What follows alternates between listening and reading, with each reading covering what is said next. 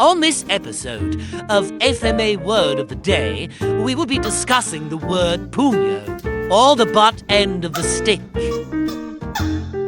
In Tagalog, Punyo, pronounced Punyo, generally means the butt or base of something, like the end of a stick or the base of a plant.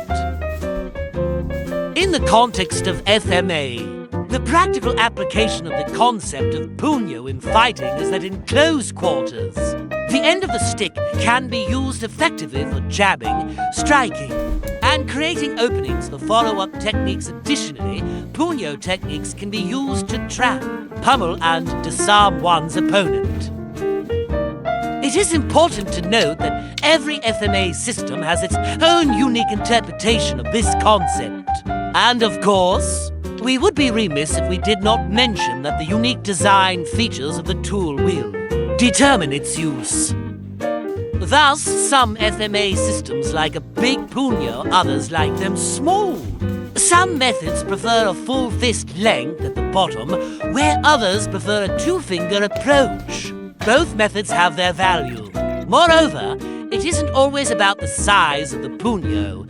It's more about how you use it. Think of that what you will. Moving on. There are a plethora of partner drills to explore the concept of Punyo and how to use it. It is worthwhile to experiment with each approach to figure out what works for you.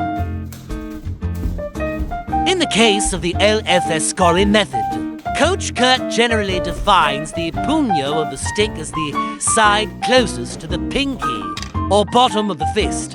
Additionally, depending on the length of the stick, the Punyo length also changes to compensate for leverage and balance. Also, when Punyo strikes are applied in a hammering motion, the movements pair well with things like flashlights and other less than lethal impact tools. One can just simply hold on to their opponent, drive forward, and hammer away. The FMA'R method typically uses Punyo strikes as setups for hooking with the stick for disarms, or takedowns during counter for counter-partner drills. Hooking the wrist, elbow, and neck are preferred leverage points. Additionally, we use a hammering strike with the Punyo as an entry to those hooks and attachments. Some of our favorite partner drilling platforms include Hupad, Sabayon, Interior Roll, Paksao, Chisao, Flows, Hand Fighting, and Pummeling.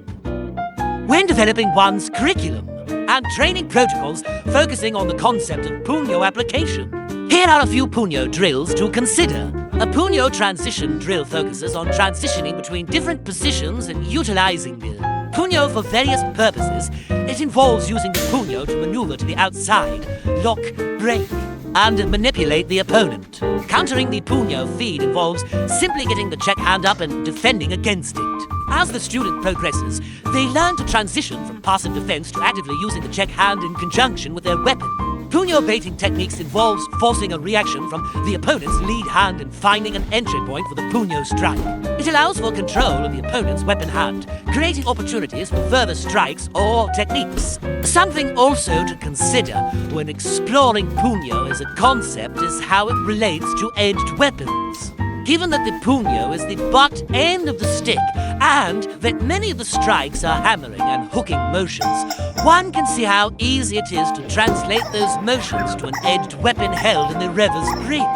Thus, knife boxing with a heavy emphasis on elbows and hammer strikes pairs well with Punyo. We hope you enjoyed today's episode of FMA Word of the Day, and until next time, happy training. Also, how big is your Punyo and how do you like to use it? Tell us in the comments below.